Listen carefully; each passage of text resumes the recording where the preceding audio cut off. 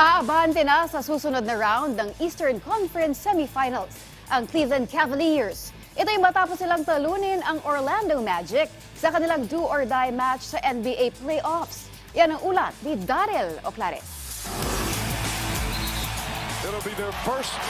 Binura ng Cleveland Cavaliers ang 18 puntos na bentahe ng Orlando Magic upang makamit ang 106-94 na panalo sa Game 7 ng kanilang Eastern Conference First Round Series ngayong Lunes. Magandang opensa at depensa ang ipinamalas ng Magic sa unang half ng laro upang maagang makalayo sa Cavaliers at bahagyang patahimikin ng home crowd. Pero hindi agad sumuko ang Cleveland na nagpakawala ng 32-15 third quarter para makapagposte ng 8 puntos na kalamangan papasok ng huling kanto. Bit-bit ang momentum ng laro, hindi na muling lumingon pa ang Cleveland para masungkit ang panalo sa Game 7.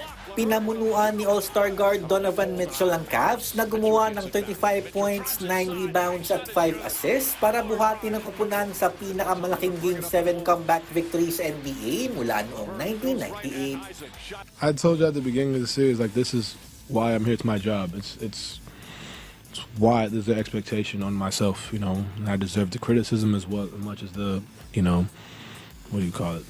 The success, the praise, you know what I mean? So, like, for me, it's just continue to be level-headed. I did my job. That's it. Like, you know, I just did my job, and I got to continue to do my job for us to continue to advance. Ayon pa kay Mitchell, may mga dapat pang isaayos sa laro ng Cleveland upang magawang makipagsabayan sa top seed na Boston Celtics. This was great because we were able to learn a lot of things about ourselves. You know, I'm never going to shy away from that, but, you know, we can be better. You know what I mean? And I hate to be that guy, but, like, you know, this was great. This was phenomenal as a great win, great series, great test for us mentally, physically. But, you know, we can and we will have to be better to beat Boston. No disrespect to Orlando because they are a phenomenal team. They got a lot of great guys. Gaganapin ang Game 1 sa pagitan ng Boston at Cleveland sa darating na Miyerkules, ganap na alas 8 ng umaga, oras sa Pilipinas.